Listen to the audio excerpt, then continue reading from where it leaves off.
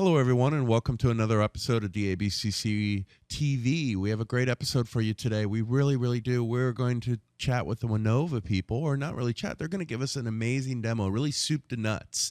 They're going to actually build the environment right in front of us and restore, and I'll let them show it to you. But this is really neat. This is a full demo, not just management console or something like that. So really neat, really interesting stuff, and I can't wait to dive into this for you guys. So that being said, we have gentleman Ady Degany with us, and Ady, I'll let you introduce yourself. So real quick, thank you so much for taking the time to be with us today. And for my first question, who are you and what do you do over at Wanova? Thank you, Doug. My name is Ady Degany. I'm a VP of Product Management for Wanova, and I wanted to thank you for hosting us in this call.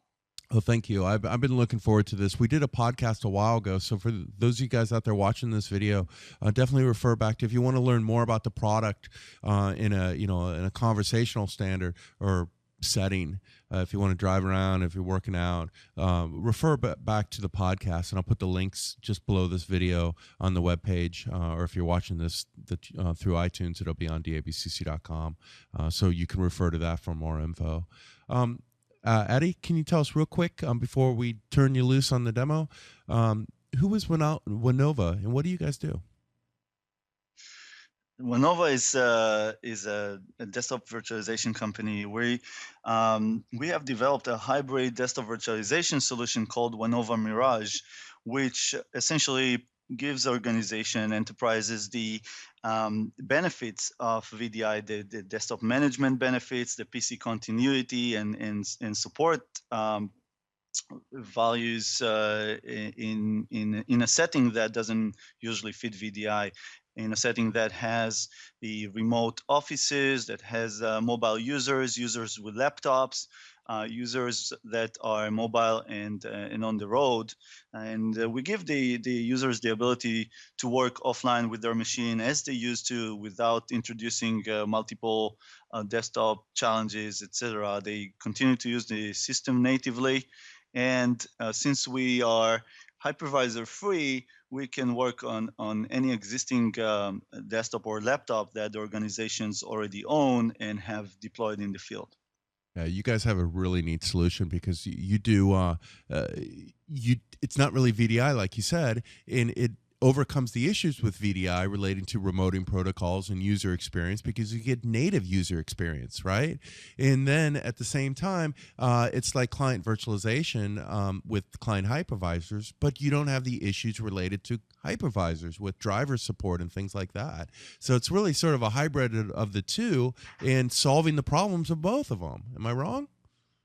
That's entirely correct. So one of the things that we like to say is that we're hypervisor free, but we're hypervisor friendly. For us, whether we work with a physical machine or a virtual machine is entirely something that we're indifferent to. So we leave it to the consideration of the customer to decide what works best for them, and they can also mix and match as fit their needs. Yeah, that's perfect. Okay, then enough with me talking. Ady, it's all yours. Have at it. All right, so let me just give a very quick overview of how the Mirage architecture looks like, and some of the highlights, and then we'll go into the specifics of this demonstration and the Mirage 2.0 release that is our new release here. What you see from an architecture perspective, we provide a solution that is essentially a server solution. You deploy the Mirage server in the data center. The Mirage server is going to serve the laptop and desktop content, the images that IT manages, and through the Mirage server, IT performs all the management operations and PC continuity operations. But the unique approach versus other approaches is that while we centralize the content of the laptops and the desktops, and we centralize the management and data data protection and continuity, we distribute the execution of the desktops to the end devices, to the endpoint devices. And that allows the user to work offline on a fully cached version of their desktop. Now, when we go into an existing environment, all you have to do is install a small client on each one of the Windows laptops or desktops, and the client will perform a centralization process, which essentially takes the entire content of the laptop and brings it over to the data center. Once at the data center, the primary copy of that device is stored in an object we call a CVD, and at the endpoint, we leave a cache copy that the user is working on. From a user perspective, there is no difference. He's working on the desktop or laptop that they used to work, but essentially any change that the user is performing is synchronized to the data center, and any management action that the IT is performing, such as image management, updates, resolving software issues, performing support operations, are reflected at the back at the endpoint through our network optimizations. Now, once at the data center, the CVDs can be managed, as I mentioned, by a base image. A base image is captured from a reference machine. We don't require any external tools. It's all done through wizards in our management environment. And the base images are distributed efficiently over to the cache copies of the desktops when the users connect back to the network. What it allows the administrator to do is provide the benefits of single image management to reduce desktop TCO. It also allows the use of a layered approach in the CVD or the centralized virtual desktop to perform support and troubleshooting operations to remediate any desktop issues that the user have. And from a user perspective, since we don't change anything that they're used to, there's really no training to do and no difference in experience. However, unlike other solutions, we provide the users the ability to not only create and save their documents, but also install applications and preserve these applications across base image update operations or enforcement operations, which are similar to reimaging. Now, the key here to make all this work are two core technologies related to the network optimizations, where we do the synchronization very, very quickly with a multitude of approaches using block level deduplication, file level deduplication, cross-file differencing, and of course regular compression. On the data center side, since we have the entire population of desktops, what you'll see is that we provide a significant storage savings by employing storage deduplication. And the storage deduplication is not just done at the image level, it's done at the entire desktop level, so across all user files and documents and across all users. Now, I mentioned the CVD, and the CVD is essentially split into three layers. The bottom layer, the base image, is centrally controlled and managed by IT, and there are also two layers that are maintained and updated at the endpoint by the end user, which includes the machine state, the user installed applications, user data, and settings. These layers can be then used by the IT administrator to perform different operations, such as updating the base image or removing user installed applications if they don't meet compliance requirements, or the ability to restore just the two bottom layers, the system layers, to a point in time where the system was functional if a problem occurred without compromising on user data. So these are some examples. One of the key additions in Mirage 2.0, before we dive into the demo, is the ability to scale for enterprises. And in 2.0, we've introduced the ability to create a stateless cluster with the ability to very easily add multiple server nodes to deal with client connections, being able to add storage volumes as you go, leveraging NAS solutions to allow increasing your deployment and increase your storage as you grow your deployment and not require you to make an investment up front. And with the clustering solution, you can really grow as you go, and during peak times or peak usage situations, you can also add and remove servers as you go, because they really stateless. And that also allows you to do a very easy integration with enterprise level load balancers to provide a single highly available load balancing entry point. Another thing we've done in 2.0 is to increase the scale of a single node from 1,000 clients per node to 1,500 clients per node without increasing the spec requirements for the server. So we're talking about a dual quad core, 16 gig of RAM for 1,500 clients. And of course, with a cluster, you can increase that by multiplication.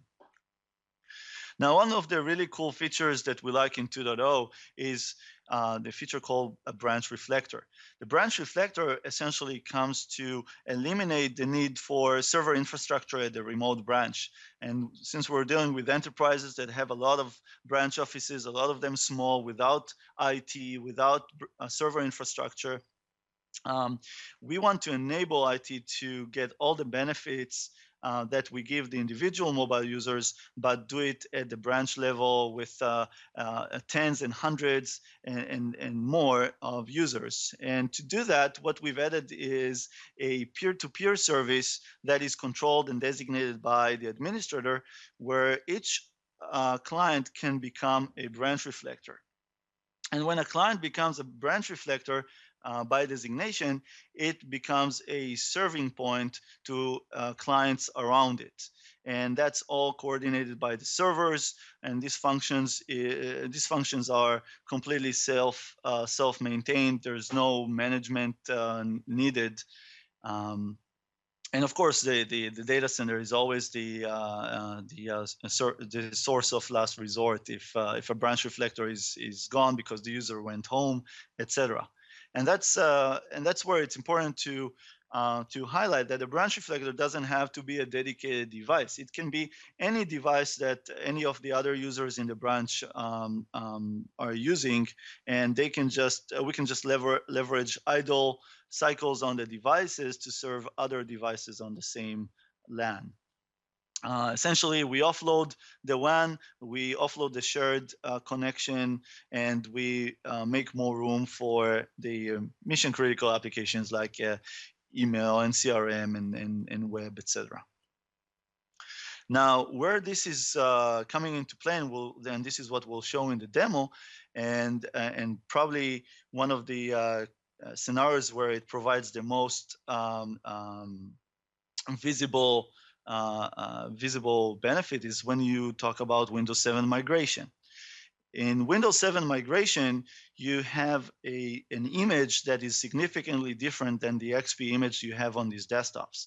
So while we have all the, we previously had all the important optimizations related to image differencing and deduplication, downloading only the elements that changed. In the case of Windows 7 migration, the change is significant. And that's where the branch reflector becomes a major helper, because now if you have a Windows 7 image that is 10 or 15 gigabytes in size, you don't have to download it once for each one of the target machines you migrate, but you rather get it served on the LAN, and it doesn't only make the migration much faster across the branch, it also keeps the WAN available. And since our Windows 7 migration is done in place, the users can continue to work with their XP machine while the Windows 7 migration is in process. And keeping the WAN open for them, it means keeping them in business. So just to show what we'll demonstrate in the demo, this is the flow in the demo. Essentially, we have a server that is in the East Coast. We have a couple of clients in the West Coast here in the office, and between them we have a 1.5 5 megabit link, a T1, excuse me. And what we'll show in the demo is how we take a Windows 7 migration image that was taken from a Windows 7 reference machine, send it over to XP CVDs that reside on laptops in the branch, and how the branch reflector actually serves the image to the different CVDs in the branch, and to complete the migration without going over the WAN, and without requiring any server infrastructure in the branch, and of course without waiting days or incurring days of downtime for the user to complete that kind of a migration. So Doug, here's the management console for our Mirage product, and what you'll see here is a dashboard showing the demo environment. Essentially here I've got some indicators regarding the system operation, but just in the interest of time, I'll just jump directly into the feature I wanted to demonstrate, which is the in-place Windows 7 migration for remote branch offices, where we can leverage the branch reflector functionality and peering services that I described earlier in the slides. What you see here from a deployment perspective, I have 3 machines.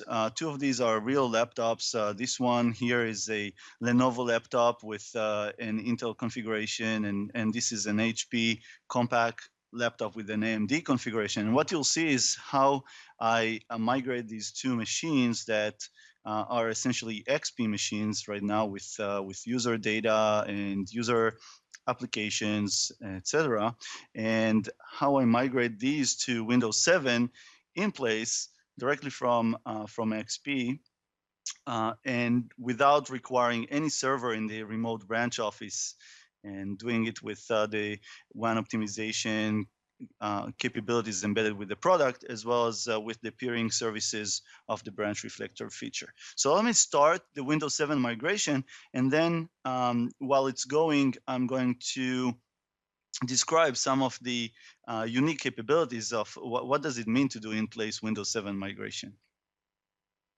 To start the Windows 7 migration, the process is as simple as going to a wizard.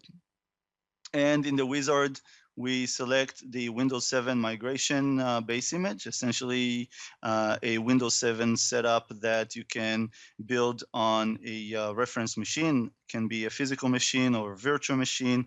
You install the corporate applications that you want to deploy.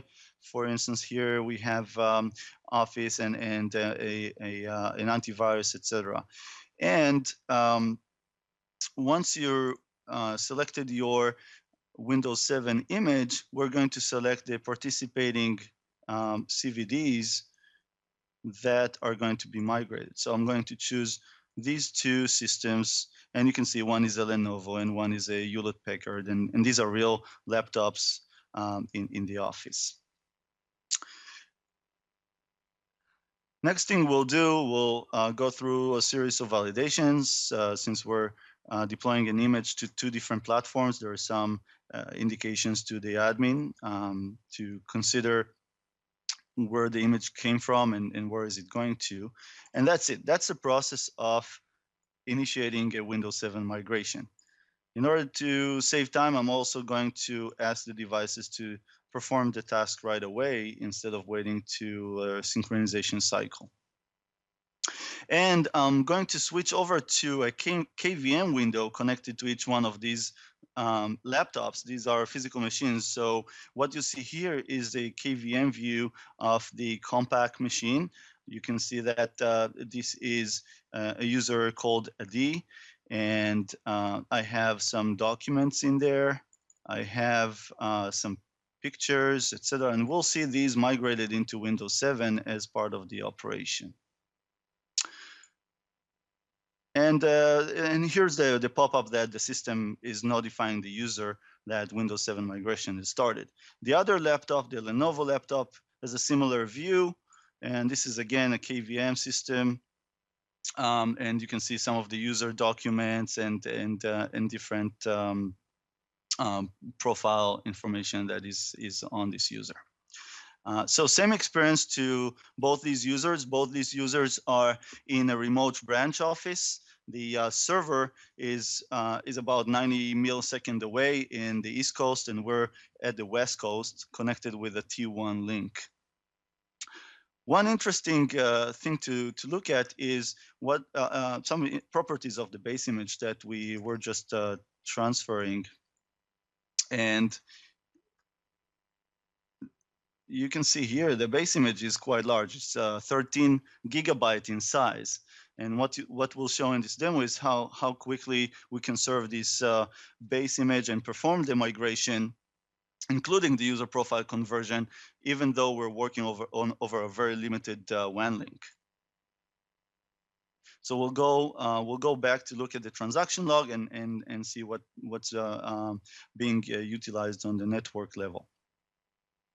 Now, one of the things that we have in the site, we have a third client. In this case, it's a virtual machine that sits on the side.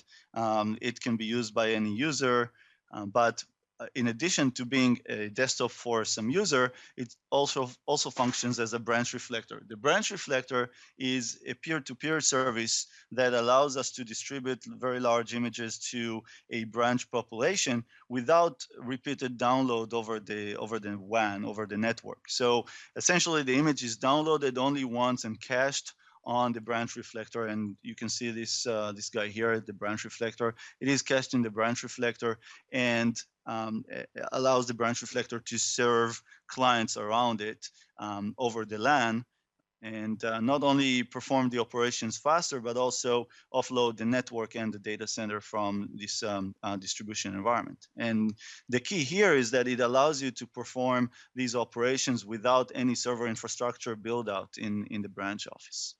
So we can see that one of the laptop is actually faster than the other, and it's already started the migration process. And in the migration process, the laptop performs a download operation, and we can see the download size here for this migration. In this case, after performing some deduplication against the XP, we found that 9.9 gigabyte is required out of the 13 gigabyte required to be downloaded, and the download will be served by the branch reflector. The compact laptop here is showing a smaller transfer that will be required, and we'll go through the different details as the transactions go by. So with that, what I want to talk about is what's unique about the Windows 7 migration that is done in place. What you can see here, this is the laptop that is being migrated to Windows 7. As a user, I have full access to all my applications on XP, to all my data and document, and I can always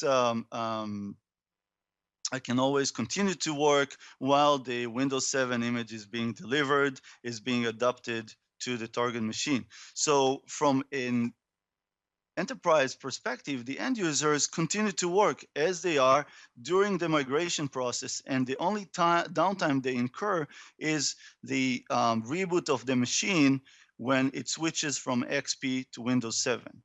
Another unique element here is that the switch is done in place, which means you don't have to back up your data, wipe the machine, install Windows 7, restore your data, reinstall applications, etc. What you see here is that we deliver a corporate image with all the corporate applications. We deliver it all the way to the XP machine, and then we perform the transition in place while converting the user profile, while rejoining the domain as a Windows 7 machine, not an XP machine, while changing the bootloader and everything else that Windows needs to work without the more complicated wipe and load scenario, and without the need to do orchestration of Pixie servers and WDS and other distribution methods. So this Windows 7 in-place migration is a unique capability that we've added in Mirage and with 2.0 version in a combination with the branch reflector, you get the benefit of performing this migration in a very fast pace and allow it to be done in larger offices.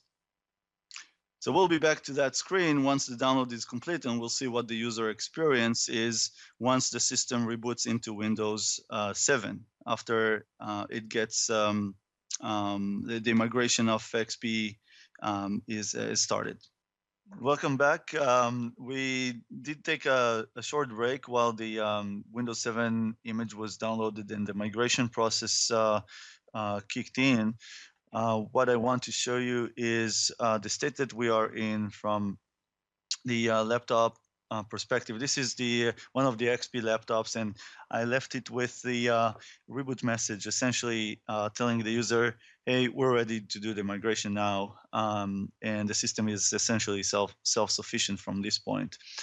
So I'm going to show you what the experience is when the migration is happening, and while the system is working, I'll show some of the statistics of the actual download and the process. So I'm going to hit on restart. And while the system is shutting down, I'm going to show you some statistics regarding the actual download. So these are the two downloads for the Windows 7 migration, and you see that the base image that was sent over to these machines, and the base image was identified, the download that was identified by the branch reflector. So what you see here, for example, this is the Lenovo system, and you can see that 11 gigabytes were transferred through the branch reflector, effectively almost no data transferred over the network at all at that rate. And the completion time was 43 minutes. And we can see for the other laptop, the download was 8.3 gigabyte, again, all from the branch reflector. So we're realizing 100% network savings, and the download took 46 minutes. So in 46 minutes, we have a system that is essentially re-imaged and is ready for the migration once the user approves the transition. So let's look at the laptop itself. And if you remember, I had the laptop restarted, and once it comes up, it will go through a stage we call a pivot stage, where we essentially do an automatic switch between the images, between the XP image and the Windows 7 image. Once this stage is complete, you'll see that the migration process will kick off, and the system will go through hardware detection and the user profile migration. And while this one is going, I have another system, the other laptops that are already restarted and is already booted into Windows 7. And when the system boots into Windows 7, they will get a special message saying the system is being prepared. So until the system is back up and joined to the domain, the users will need to either use a IT provisioned local user account or wait for the migration to complete so that they can log in with their domain user profile. Just to show you what happens behind the scenes when the migration process is is taking place, I'm going to log on to this machine, and we'll show you what the system is doing. So for that, I'm using a local administrative account. It's not the user that I showed earlier because its profile wasn't migrated yet. So you can already see the corporate image running with here we have the antivirus, the Trend Micro, and we have the different applications provisioned by IT. So these are all the applications that were brought over by the image.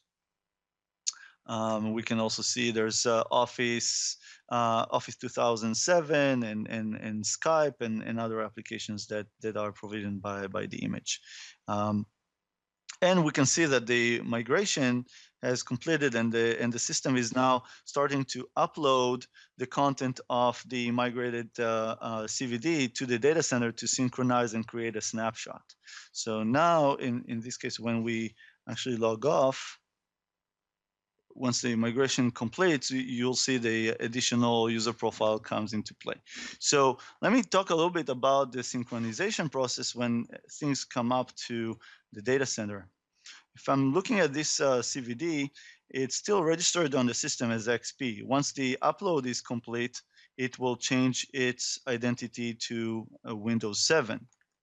But at any point in time, let's say we find out that the user is not happy with Windows 7 or needs to go through additional training, we don't have to incur downtime just because we move to Windows 7. At any point in time, the IT can go and revert to a snapshot.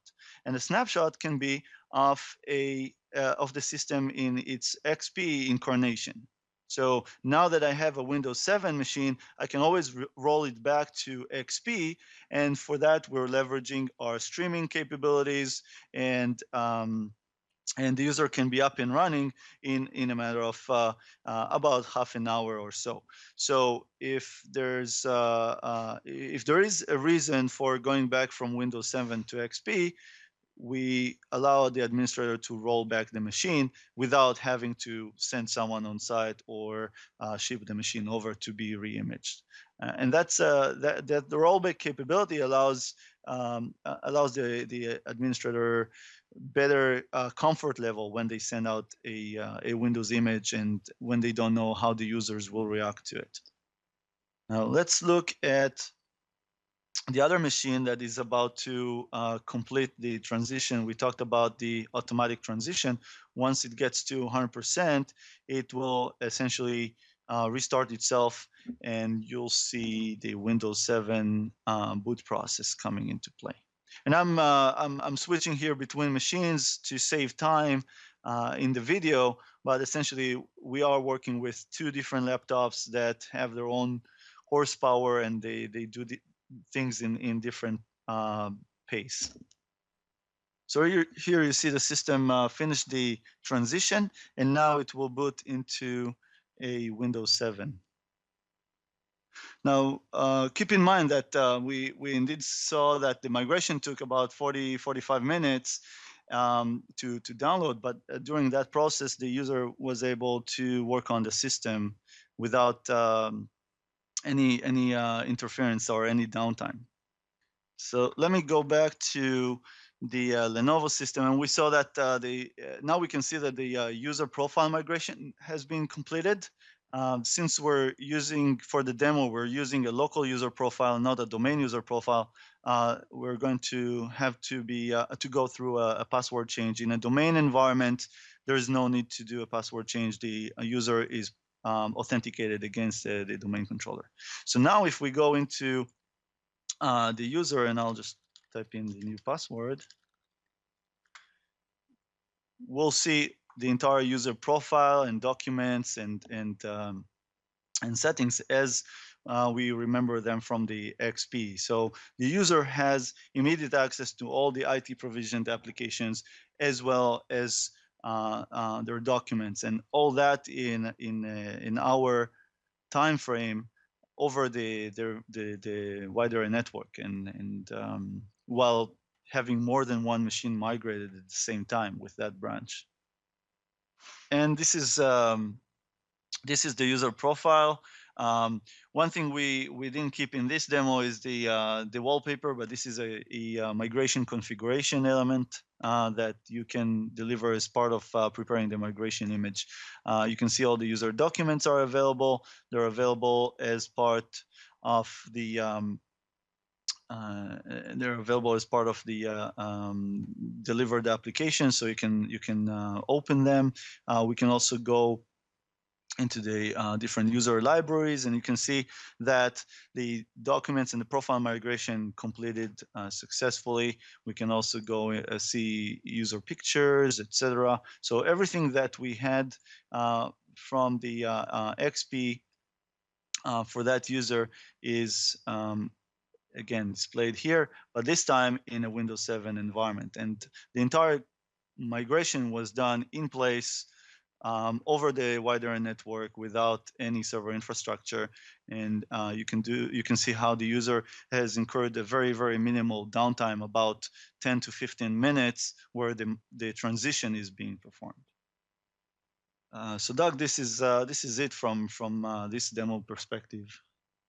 Well, thank you so much. That was a very impressive demo. I like how you guys were able to take us from soup to nuts, really. So very impressive. That's neat. So we're a little bit over time. We like to keep these things about 30 minutes, but we allowed you a little bit of extra time today because of the type of demo you're doing. I don't think anyone's ever come on the show and done something like that. It's usually management console, or hey, we can do this or that. So thank you so much for taking the time to really show us how this stuff works from soup to nuts. Thank you, Doug, and thanks everybody for taking the time to watch this video. You bet. Well, before we let you go, I do have one quick question, and that is, if somebody wants to learn more, if they want to download this and play around, what do they need to do? That's a very good question. So you can go to www.wanova.com to read more about the product and about the technology. There's some interesting white papers there talking about the new approach and the new methodology in managing your mobile users and remote offices.